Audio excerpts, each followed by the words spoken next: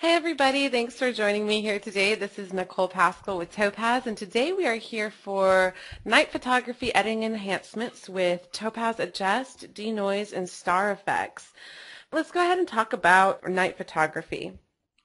So whether it's bringing out shadow detail with Topaz Adjust, eliminating distracting noise with Topaz DeNoise, or even adding in certain special effects with Topaz Adjust and Topaz Star Effects, these three programs offer many solutions to processing your night imagery. So that is basically what we're going to be covering today, and let's just go ahead and jump right into it. I am going to be using Photo Effects Lab as my host. If you're unfamiliar with Photo Effects Lab, you can take a look at our YouTube channel where our archived webinars are, and that's youtube.com/topazlabs. You can check it out if you want a larger introduction into this program or into any of the other programs we cover today, because we're not really going to be going over the full program functionality, but more specific to just night photography today. So let's go ahead and open up our first image. All right, I'm going to start with this image of the Angelica Theater here. This is basically an image that was taken to really show off what you could do with some of the Topaz plugins.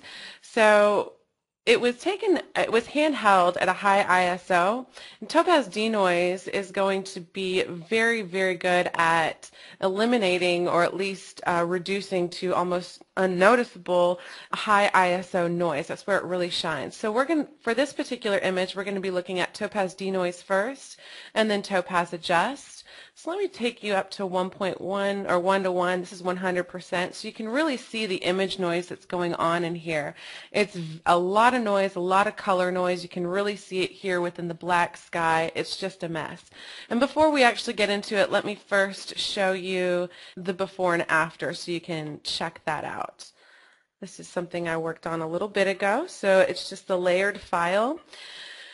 And this is the after shot. Let me show you the before, and then I'll show you which steps we took here. Here's the before.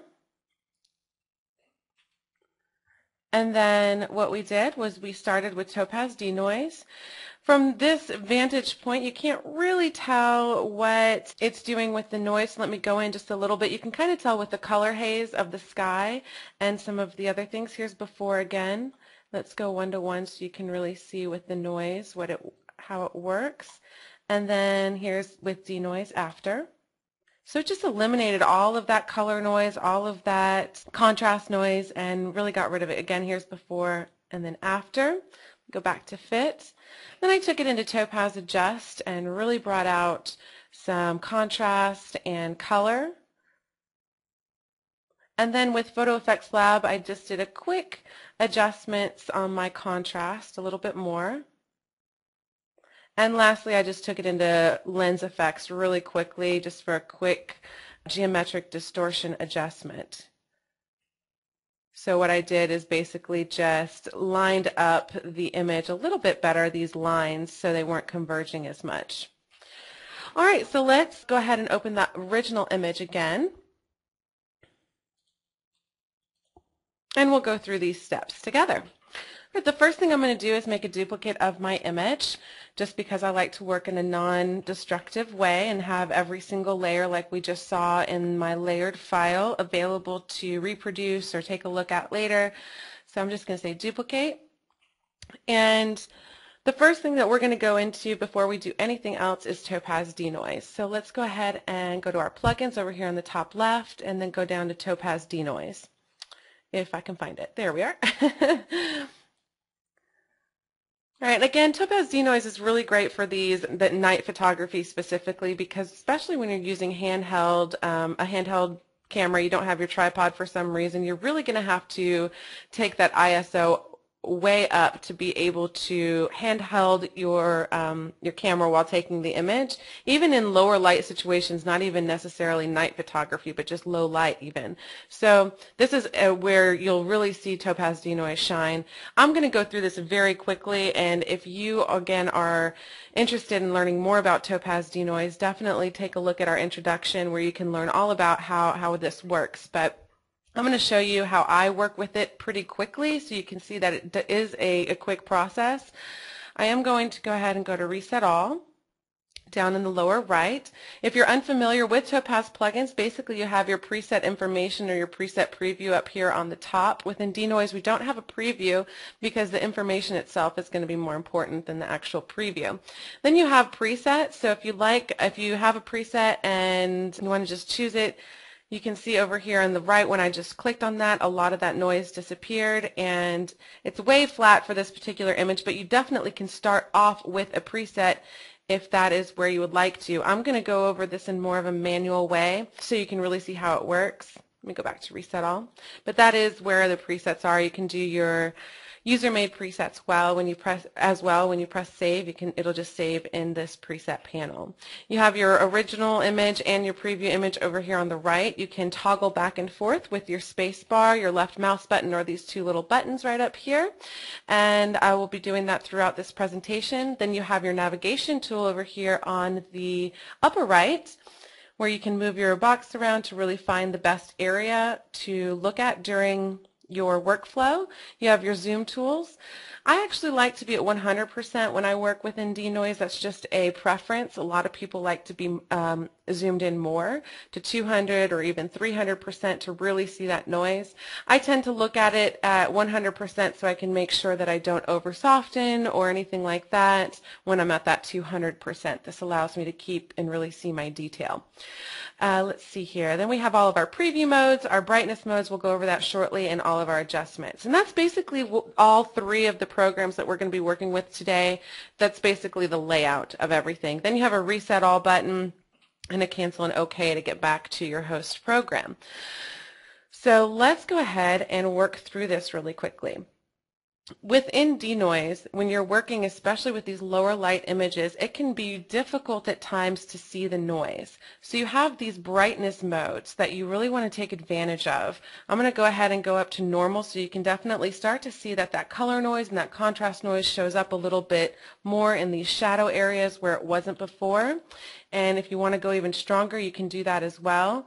Let's go ahead and keep it at this really strong point so we can really see everything that's going on. Whenever you are adjusting your overall strength, you want to make sure that you're in a mid-tone area. When you're adjusting your shadows, you want to make sure that you're looking at shadowy areas. And when you're adjusting your highlights, you want to make sure that you're looking at highlights. If you can find a place within your image, like we have here, that is going to be all three, that's great because you won't have to move your image at all, basically. You won't have to move your navigation tool throughout the process. So I like to find one, if I can, that has all three. It just makes it easier. Within your preview modes, I like to start off with my Luma mode, and basically we have set this out in a workflow that you can just go all the way down. Now this program is the one that we're going to be going over a little bit more extensively than the other two, because the other two have more specific areas I want to show, but this one we're going to go through this noise reduction workflow really quickly, going all the way through the whole thing. So I'm going to start off with my preview mode in Luma, and that's going to allow me just to see the Luma noise or contrast noise. It's basically the little dots that you see. It eliminates the distracting color noise, so you don't have to see that while you're working with just the Luma noise. With the noise reduction, the first part of the workflow, the first thing you'll see is overall strength, and we're looking within our mid-tone areas whenever we're working with our overall strength slider. You can just start taking that up and you'll begin to see some of that Luma noise and contrast noise reduce right in the mid-tone areas. Here's before and here's after. It just starts to soften up a little bit. Now, with night imagery, this is something to be aware of. When you're working with noise, a lot of the image is going to be, or the program is going to view a lot of the whole image as being shadow noise. So you don't want to go too high with your overall strength when you're working with night imagery. I'd say just take it up a little bit. You can still see some noise in here, but don't push it all the way to completely eliminating the noise, because then when you work with your shadow noise, it's still going to continue to reduce the noise in what might still be a mid-tone area within your particular image, but DeNoise is looking at it as a shadow noise. So I'm going to come down to my shadow, and I'm going to really pay attention to the shadows here around my actual Angelica Film Center and Cafe words, where it's quite dark. I'm going to take this shadow noise up just a little, trying to eliminate that a little bit further. Okay, it's starting to look good. Okay, here's before. Here's after. We've gotten rid of a lot of the noise and still kept some of the texture of the actual stone itself. Here's before. Here's after. Now I'm going to adjust my highlights. When I get to the highlights, again, you're going to want to look at the highlight areas. Majority of the time, if you're looking at a night image, the highlights might be pretty bright like this, and I tend to really take my highlights down the majority of the time because just the way that the noise works within the sensor of a digital sensor, your really light areas are not going to show as much noise or detail. So taking that down is going to bring back in some of the detail within your highlights. Then when you get down to your adjust color red and your adjust color blue, what it's actually looking at is the red and blue channel color noise. And that's going to be a different preview mode altogether. So when you get down to your adjust color red, you're going to want to go into your preview mode of a red preview. And now, let me show you the before and after. We haven't even changed our adjust color red yet, but because of the overall strength, the shadow, and the highlight, it has affected my color noise as well. Here's where we started out. A lot of color noise going on, red color noise. And here's where we are right now. One of the most frequent questions I get is, how do you know when this one looks good? Basically, you're going to want to look at the mid-tone area of your image and try to make it smooth. You can still have a little bit of texture there, but it needs to be really smoothed out. So let me just take this adjust color red up, and I'm just kind of looking within this mid-tone area. So even that's a little much for me. I'm going to continue taking that up. And there we go. It starts to smooth out. Seeing the little areas, these little artifacts around the edges is okay. You don't want to smooth everything out. You want to look at kind of a flat area and just get that flat area really smooth. Don't worry about getting the whole thing really smooth, because then you're going to be taking out too much color noise and losing some of your actual color within the image. All right, now when we get down to our adjust color blue, I'm going to go into my blue preview mode up here. Now here's where we started with the blue color noise. Here's where we are already, and I'm just going to take this up and do the same thing. Just look at my mid-tone area and just take that up until it's basically pretty smooth, only looking at the flat area. So that looks good. Here's before, here's after. All right, then we get to our clean color. Clean color slider is going to take the color edges of your image and just clean them up. Let me go into the color preview mode, which is where you'll really see what this clean color does. Here's where we started. And after going through all of these other adjustments, here's where we are right now. The clean color will basically just take these little color edges and smooth them up, kind of smooth these little artifacts down. So I like to take it up to about 0.2 and see where we are. It's a really good number for this particular slider, but for this image we do need to go a little bit heavier, so maybe, there we go, 0.3 works. And then we get down to correct black level. By default, correct black level is at 1, and basically what it's trying to do is eliminate color cast within your black areas of your image. To see the correct to view this correctly, you're going to need to go back into your RGB mode and take your auto brightness completely off, because you want to see the black colors exactly how they will appear within the image, not necessarily with your brightness turned up at all. So if I take this correct black level down, we don't see that much of a difference until maybe we can come over into, here we go. This is a good area. So we have a bit of a color cast up here in our blacks. It's a little bit purplish. We have a little bit of a color cast within our darker areas within the actual building. Granted, it is because there is some bright colors, but we can still take a little bit of that out and get the correct black level in there. So I'm going to take this back up to 1. 1 is a good default. That's why we have it there. So you usually won't have to move it around. But I want to show you, let's look up here one more time in the sky, just to show you exactly what it does. You'll see again just a slight color cast going on in the sky. I'm going to take that down, that correct black level down again, where that color cast is, and then when you take this up, it just brings back in a more natural black color. All right, now going back to our area over here where we were, I'm now going to go into my detail recovery. I'm pretty happy with my noise reduction at this point. Here's before, here's after. I've kept a lot of my detail already. DeNoise is really good about reducing the noise without actually reducing the detail, even through just the noise reduction. But sometimes, especially with these night images, you tend to have to take out a lot of noise, especially if you're working with high ISO. So bringing in the detail recovery is a good option. I like to take my detail recovery up quite a bit. There we go. About 0.3 maybe. It's looking pretty good. Here's before. Here's after. I keep all the details of my lantern here. Here's before. Here's after. And I don't use the reduced blur too much in night imagery because it tends to bring in some artifacts in my dark areas. So I'm going to keep that down and just add some natural grain back in. Okay, there we go. That takes away some of the plasticky effect that can occur when you take out a lot of noise like we just did. And lastly, we have debanding. Now, I should have done this first, but some images or some really high ISO imagery will show some of the natural banding that can occur in a digital sensor. So within this image, we had a little bit of vertical banding. So I'm just going to click on vertical, and that will eliminate the vertical banding. And it's kind of hard to see at this point, but I don't want to go back all the way. I'm also going to click on horizontal just for kicks.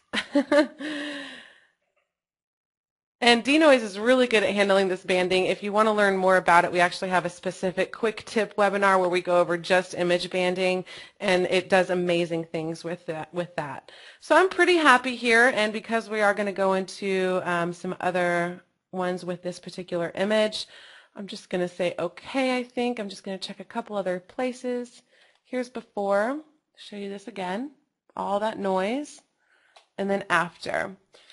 I'm actually going to take my overall strength down just a little. There we go. Okay, so I'm going to say okay.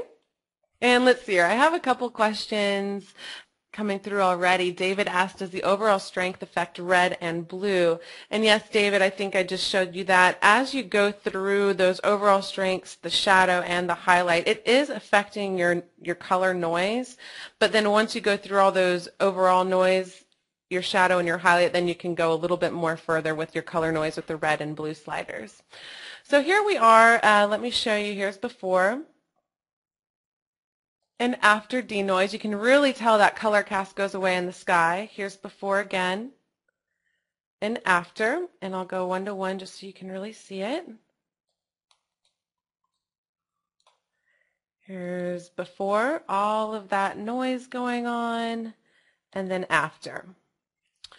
All right, so I'm pretty happy with this, and now I want to go into Topaz Adjust with this image. And I have a couple things in Topaz Adjust that I'm just really excited to show you. I'm going to make an from stack layer in Photo Effects Lab, and that is just going to basically just going to make a flat copy of all the layers below and make me a new layer on top. It's basically a stamp layer.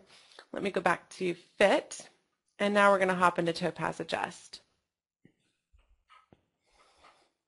All right, let me say reset all.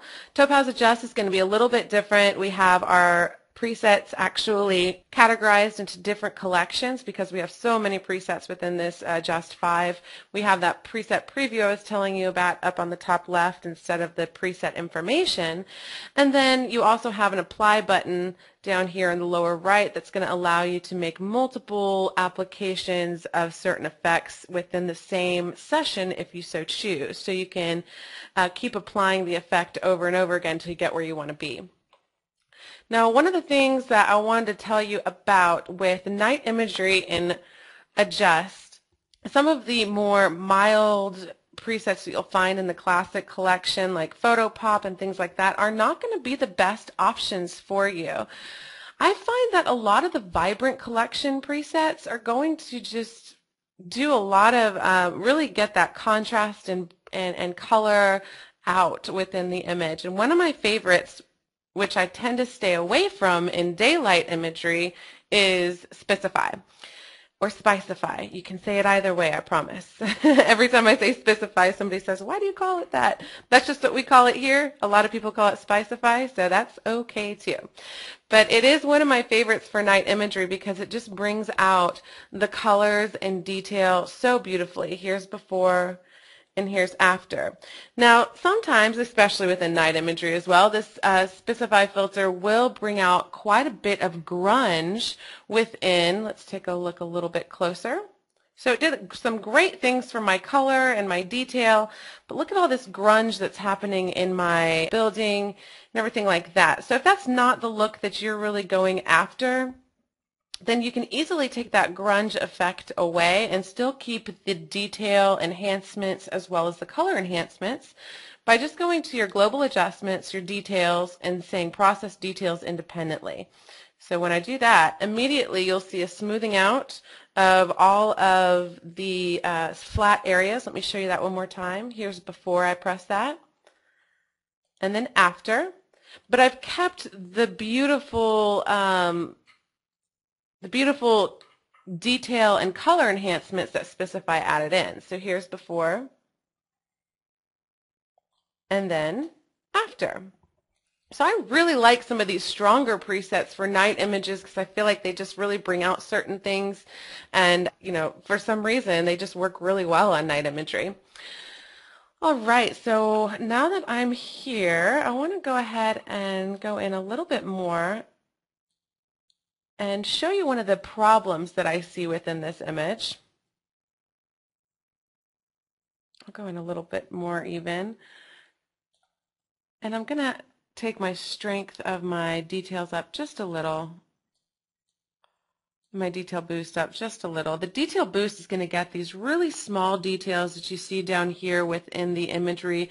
One thing that Adjust is really good with night imagery is bringing out shadow detail that you might not be able to bring out very easily in another program. Let me show you what this image looks like without the detail enhancements. So here's without the detail enhancement. You've really lost a lot of contrast, a lot of this texture down here in the road, but with the detail enhancement within Adjust, you can bring that all back very easily. So let's take that up just a tiny bit. All right, I'm also going to go into my color, and instead of using my adaptive saturation, which tends to give me a little bit of banding within strong color, if I take it up too high, I'm going to take that down. Take my color regions down and take my saturation and my saturation boost up. The saturation boost is going to work with your more mild colors, not the very saturated colors within your image, and really bring those out so all the colors get to pop. Let me show you before color enhancements. Here's before. Here's after. You can just, this inside just starts to glow. Again, here's before. And then after, I'm going to push that up just a little bit more. And now I don't have that banding that was happening within the really colorful areas.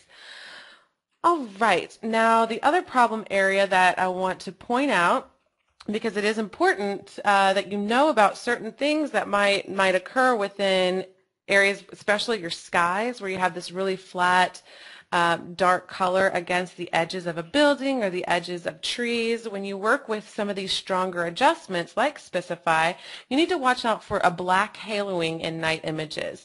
It's almost like that white halo that you would get within a daylight image, but you have a black halo in nighttime images. So here's before. You see that halo is not there, and here's after.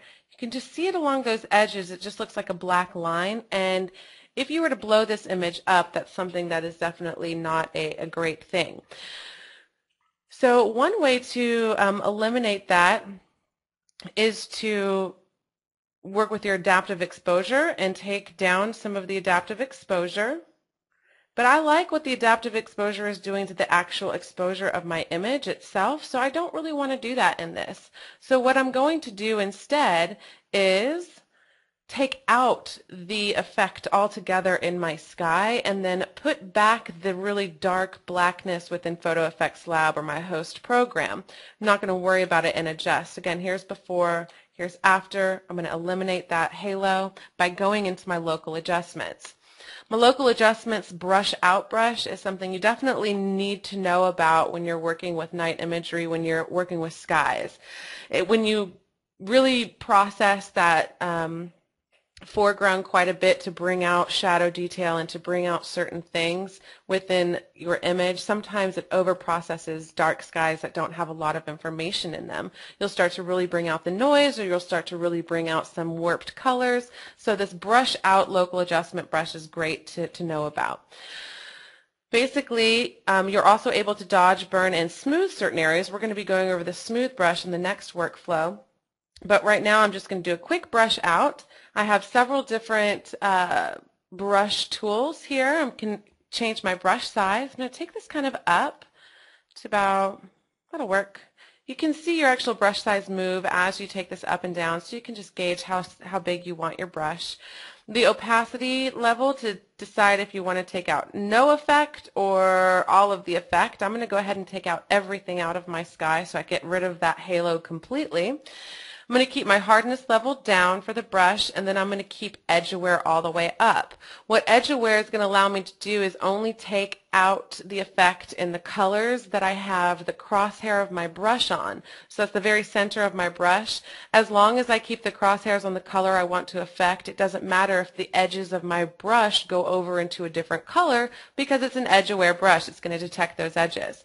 So I can now come in and just go around the edge of my building here and quickly take out the effect in my black sky, which is going to eliminate that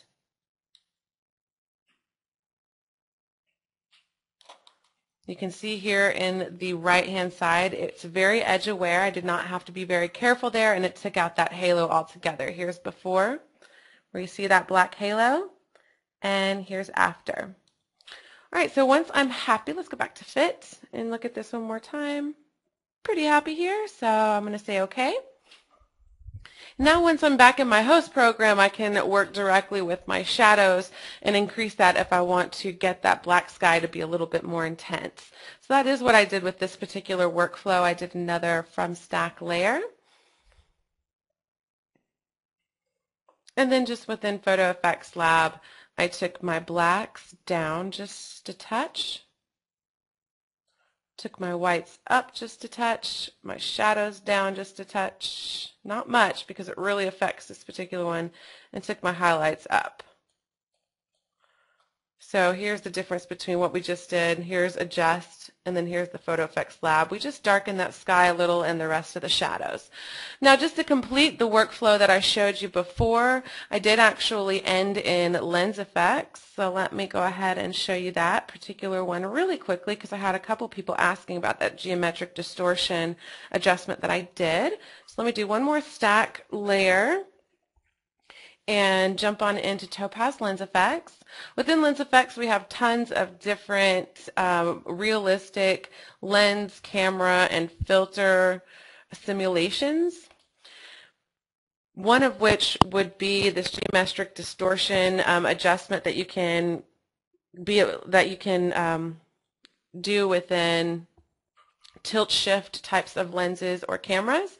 But we also have just a singular filter for it called geometric distortion, so I'm just going to click on that and say reset all. And we have several different types of presets over here for this. So if I want to tilt it down to kind of get my lines of my building a little bit more perpendicular, a little bit more straight and less converging, I can come to these and see if either one of those work. I like this tilt down 2 preset, but I think it still needs a little bit of work, so I'm going to come over to my distortion adjustments, open those up. I'm going to go back to reset all, click on tangential, and take my vertical distortion and just move that up. Move my distortion center a little bit. Okay, I'm pretty happy there, and I'm just going to say okay. You'll notice that we have this large black line around the bottom, and that's just something you'll have to end up cropping out with your host program. So I'm just going to do that really quickly here in Photo Effects Lab to get to our last part of the image. Here we are.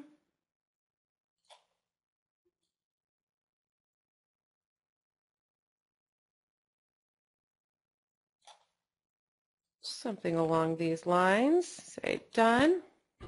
And voila, we fixed that distortion of those converging lines, and now I think it looks much better. So all together with all of our steps, we just took an image from here with all of this noise. You can't really see it at this level. It is a large image, but you remember it, I'm sure. Took the noise out.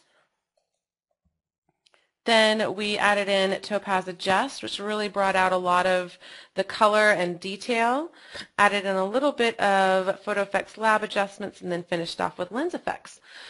All right, so let's jump into our next workflow, which I'm really excited to show you about. This is going to be a little bit more fun, talking about effects and the actual star effects and special effects that you can add into your images. Let's see here. I'm going to show you the layered file first. All right, this is our ending image. This is our after, and where we started out. Let's see here. We started off by working, I believe I did some lens effects adjustments again really quickly right there. And then I fixed a little bit of temperature with just doing a temperature adjustment within Photo Effects Lab.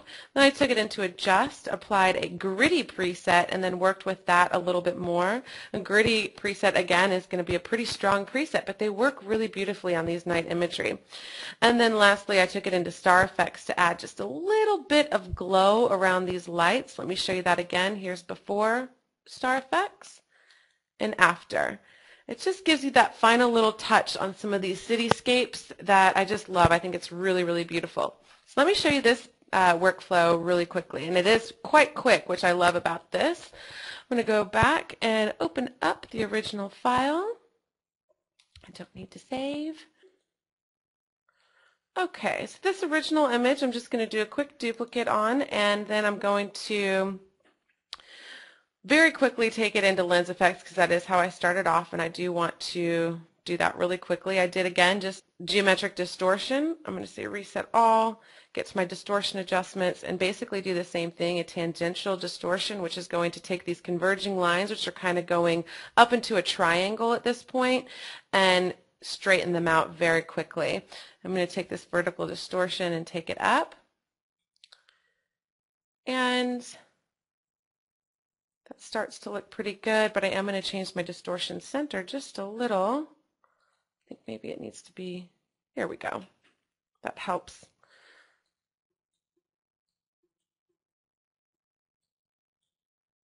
Oops, that was a little too much. Okay, now that I have that and I'm pretty happy there, I'll just say okay. And do the same thing back in Photo Effects Lab just to make sure and get rid of those little black areas. And plus I want to do a little bit of an extra crop anyways and use this cropping guide to kind of work with the rule of thirds. Look at my horizon right on, there we are. And actually I want to take that all out. Looks pretty good. Okay, I'm happy there. I'm just going to say done, fit, and do a quick from stack layer, and now go into, actually before I do that, I'm going to change the temperature a little bit in Photo Effects Lab first. I'm just going to take out some of that warmth and put in a little bit of coolness. You can quickly do that within a host program, and then Topaz Adjust allows you to do that even more. So I'm just going to take out just a little and then take it into Topaz Adjust and work with it from there. All right, here we are. Now I'm still here in this vibrant collection, and what I did before was I put the gritty presets on there. I tend to start off with the specify preset just to see what it's going to look like. Sometimes, again, you know, just the detail, it starts to bring out some craziness in the sky, some artifacts. But it does beautiful things for nighttime color, just bringing out certain things. And if you just go into your details again and take this process details independently, check that, it'll smooth out all those areas that start to bring in some artifacts, and you still get those beautiful contrast and color adjustments. But I played around a little bit more and wanted to look at the gritty, and I kind of liked this one, but I really liked this gritty 2 preset. It just became much more darker type of appeal to me, and something that I was just drawn to aesthetically. So this is where we're going to start off with this particular image. It's kind of a strong look, so I personally am going to back off of it quite a bit, but I do want to start off here. Here's before, here's after. So one thing that I want to kind of back off on is, or there's a couple things. First, the grittiness that's being brought out in the sky. I think the same idea can be done within this particular preset, opening up my detail and say process details independently. So that just smooths everything out immediately. Here's before, here's after, but still allows for all that color manipulation and detail manipulation to come through.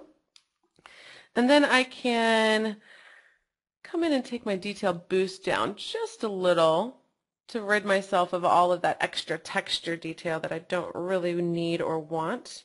So here's before, here's after. And I'm pretty happy with everything, except I really want to bring some color back into this. It took out a lot of the saturation. So the way to bring that back is just hop on into your color areas, and I'm going to take this adaptive saturation all the way down, and then I see my saturation and saturation boost are both at 0.70, so I'm just going to take these up, bring back in all of that saturation that I had taken out. Here's before, here's after. Again, here's before, here's after. And I'm actually going to increase the saturation of my saturation boost to kind of bring out some of those lower colors, and my extra saturation there as well. So again, here's before and here's after. There's a couple problem areas that I am seeing at this point. Even though we did take out a lot of the detail from within the sky, there's still a lot of processing going on within this image, and the sky is not looking so great. It has taken a little bit of artifacts that you see within there. It looks a little gritty. And there's a little bit of haloing going on around these larger objects that I don't like. So I'd like to brush out, use that brush out, and then actually use the smooth brush as well to kind of smooth everything up and make it look a little bit less grimy, I guess you could say, in the sky. I also want to use the smooth just to do kind of special effects within this water and smooth it out just a little bit more than it already is. This exposure was a 30-second exposure, but it still has some texture within the water that I want to kind of reduce even more than it already is. So within the local adjustment brush, I can do that very quickly. I'm going to do the brush out with opacity at about 50, and that's just going to take out about half, obviously, 50% of the effect within the sky, and it's going to bring back in some of this nicer, lighter color into my sky, which I didn't want to take out all of anyway, so that's great. I am going to keep this completely edge aware, and just, my brush is really large, as you can see, but I don't have to worry about it affecting my other colors within the image, only the colors that I am going over with my crosshairs and my brush. So that is quite helpful. Okay, so you can see over here in the right, in the masking area, exactly how edge aware it is. I didn't even go over all the little lines of the bridge, but it went in between them to this sky area beyond the actual bridge itself. So very cool. Here's before, here's after. And the next thing I'm going to do is go to my smooth area. The smooth area, again, for night images is great for certain things in the sky, especially if you put on a little bit extra processing like this. So I'll keep it smooth, and I'm going to keep my opacity probably a little bit down at about 0.3. I'll keep my brush size up like this, and everything else about the same, and just smooth out the sky a little. And this is just you don't have to do something like this, but I like to do this and then my night imagery, and it's definitely a tip if you start to see some of these, if it starts to get a little bit grimy because you're putting a lot of processing on your foreground, this is something that will eliminate that very quickly without giving it any sort of plasticky look. You just got to not push up that strength too high or the opacity too high, otherwise it will start to look a little bit plasticky. So I've eliminated all of the little over processing artifacts in there, and I'm also going to take my brush size down and work with, take my opacity up because I really want to make a special effect here, and work with my, actually I'll take my opacity up even more. Let me undo here and work with my, there we go, the water here. As I'm going over this, you can see it's just smoothing out, but it's not going to be affecting the foreground because I still have my edge aware there. This is at about 80%, so you'll still see a little bit of texture through there, but not much.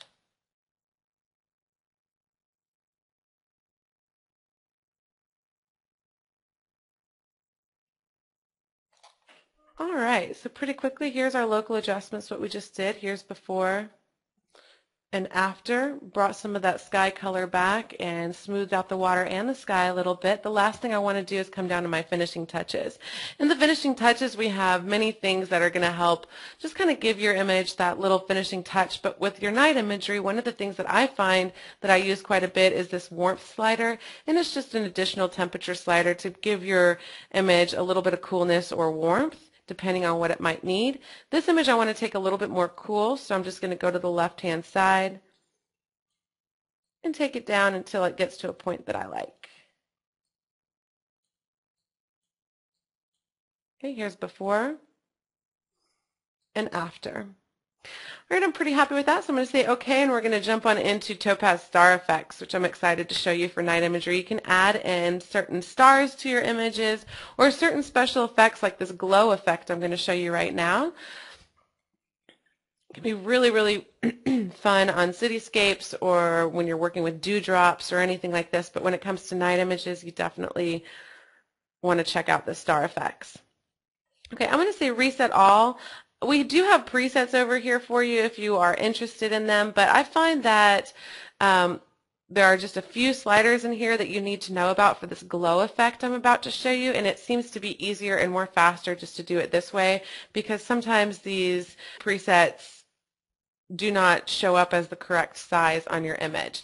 Now, Star Effects is one of the programs where you're really going to want to look at the image at 1:1, at 100%, because it will allow you to see exactly how it's going to affect your image. When you look at it anything less than 100%, the effect will look larger, and then when you process it back to your host image, it's not going to look exactly the same. So that's something to know about when you're working with this. Let me go ahead and press reset all again and get back to our original image. Now this image was taken at a very small, I believe it was f/16, to produce at a 30-second exposure these kind of natural star effects that will happen due to your aperture. So we already have a really nice star effect going here, so I don't want to really worry about the star effect. I want to really play around with this glow effect. Now definitely check out the full introduction to this program if you're interested, again, in our YouTube channel. It's youtube.com/topazlabs. But for this glow effect, it's just a quick few sliders. You just need to open up your main adjustments, take your threshold slider, which by default, when you say reset all, goes to 1. That means you won't see the effect put on any of the stars whatsoever. When you take your threshold all the way down to 0, you're going to see most of your light sources are going to be affected. So as this happens, you'll start to see a really bright explosion of stars. Don't get scared. I promise we can work with this. So now to get the glow effect and not the star effect, because we don't need the star effect, I'm going to take the luminance slider all the way down to 0. The luminance is the brightness of the actual star effect. So as you take that down to 0, these really bright stars that you see, which are by default just this cross star, will disappear completely. So now we're back at 0. Now if you go into your additional effects, you'll see something called glow. Glow, if you just take that up, with the cityscapes like this, I tend to take it up pretty high to about 0.80. I think that works really well. And what the glow slider actually does is determine the brightness and the density of the glow effect from the light source. So when you just put the glow up like this without actually working on the size, it looks a little overwhelming, but then we need to go back up to our main adjustments and take the size down. Now, I also recommend, if you're working with this glow effect for cityscapes like this, to take the size down to about 0.08 or even lower. We'll start with 0.08 because you don't want it to be really, really big glow like this. Then it really becomes a little bit too much, obviously, really big. But something like this could be very realistic. Here's before, here's after. It just gives it a little extra something. Again, here's before, and here's after. Now currently what we have is a white glow coming from stars that aren't white. They have some sort of color to them. For example, these green or these lights on the bridge itself have a green cast to them. We have some very warm lights down here in the foreground or on the river itself. But if we go to our color adjustments now and take the saturation up, what that's going to be doing is changing the glow color, the color of that glow, to white, or from white, and taking it to the color source, that light color source. So you'll notice as this processes and goes, you'll see the actual glow changes color. There we are. So here's before. Now my glow is green on the lights on the bridge. It's orangey down on the orange colored lights. So it's just a more natural type of color that would be, again, more realistic. And that is the glow technique in just a few steps. So I hope that helps with some of these night imagery landscapes like this. Let me say okay. So let me show you this before and after, just so you can see it. Here's before. And here's after. We've increased the contrast while still bringing out shadow detail. In keeping that shadow detail, we've changed the color temperature and taken out a lot of that color cast that's coming from the overall warmth of the lighting, and added in some special glow effects to the actual cityscape itself. All right, let me see some questions that are coming through. Alicia says, what is the threshold tab for in Adjust? Alicia, the threshold tab, let me go ahead and open up a new file here. We'll look at, let me look at the sky layers here. I actually did do a little bit of adjusting within Photo Effects Lab in this particular one. I want to get rid of that. There we are. But here is before and after. Here's before, here's after. Shadow detail was brought out. The sky was enhanced. The lights were enhanced with that glow effect. So let me just really quickly bring this image in. Well, let's do that. Let's get to this adjust layer. Okay, so I'm just going to do a quick from stack layer and take this image into adjust. The threshold has to do with the sharpness. So for this one, I actually did use the specify preset again. Here's before, here's after. I did take out some of the stuff within the sky, and I did come into the global adjustments detail and process details independently to get rid of some of the grittiness. Here's before, here's after. The threshold is going to work with the details, what size details it's going to work with. So as you take this up and down, let me take this process details independently separately. As you take this up and down, you can see when you're down, it's going to process less of the image details as details, and as you take this up, it's going to process more and more of those as details.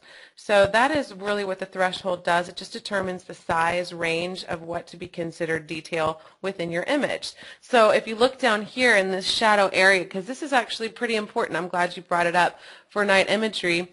By default, a lot of these more heavier presets, the threshold is going to be at least above 1, and it's going to be closer to 2 actually, because at 0 these details within the shadow areas will not be recognized as details. None of the sizes will. So as you take this up, it'll start to pull out some of those details and highlight those as well.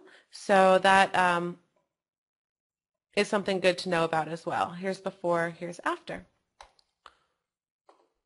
Henry says in Topaz Adjust, moving up the saturation slider has the same effect as moving up the saturation boost slider.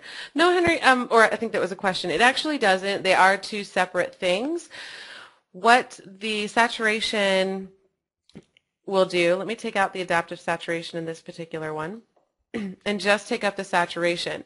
As I take up the saturation, you'll notice that a lot of the heavily saturated areas are going to go up. It's going to take the saturation of everything up, but you really start to see it within the heavier saturated colors. Now, if I keep this up at about, there we go. Now, if I just take the saturation boost up, you're going to start noticing that the colors, for example, up here, this yellowish as it fades into blue, is probably going to be much more affected than it was with just the saturation slider, because it's going to be looking at the less saturated sliders. So as you take this up, or I'm sorry, the less saturated colors. So as you take the saturation boost up, it's not going to affect these really heavily saturated areas like the saturation slider does. That will affect everything, but the saturation boost will try to only affect the less saturated colors. So you can really start to get all of the colors on the same type of saturation level. Okay, let's see here. Lisa says when you crop in FX, is there some way to tell what the new image size is? Sure. Let me go ahead and say okay to this. Okay, within the crop tool within Photo Effects Lab, you'll have your width pixels and your height in pixels. We also have in percent as well. So if you want to keep it the same as it is right now, and you just want to, so you want to keep the same proportions, but you, let's say, want to have a width of 3000, and you want to crop out some of these edges, you can just type in 3000, click this little link tool, press enter, and your image or the crop tool will then be 3000 proportionally. It will change your height as well. Then you can move that around. Or you can come in and actually change it. Glennis says for that geometric correction, how do you decide where the center should be? Glennis, let's see here. So I kind of figured it out by working with it a little bit. You know, it's good to go in there and play with it and see how it changes the way when you change the center of your geometric correction. But for this one, if we wanted to do the tilt down, let me show you kind of how this changes with your distortion center. So if my vertical distortion is put up, oops, I need to make sure it's tangential. There we go. So as I take this up, it starts to even go off the top of my page if I push this up too high. So one way that you can kind of work with that is come into your distortion center, and as you take this up a little bit more, it's going to kind of make this the center, so it's going to squish everything down right here and allow you to work with that in a different way than if your distortion center is all the way down here. It will look a little bit different as well. So let's say we're working more with our, let me get back to 0 there. Let's work with our horizontal distortion.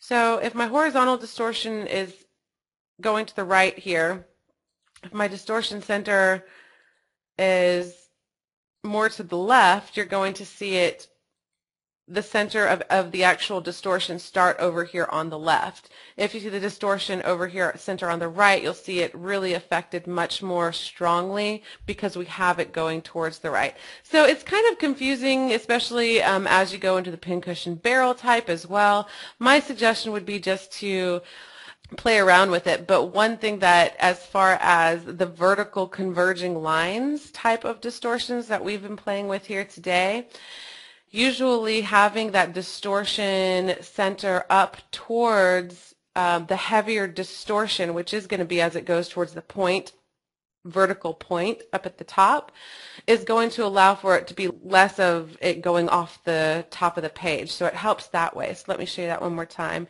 Here's this, that's the pincushion, tangential, there we go. Vertical distortion going up here with the distortion center just in the middle.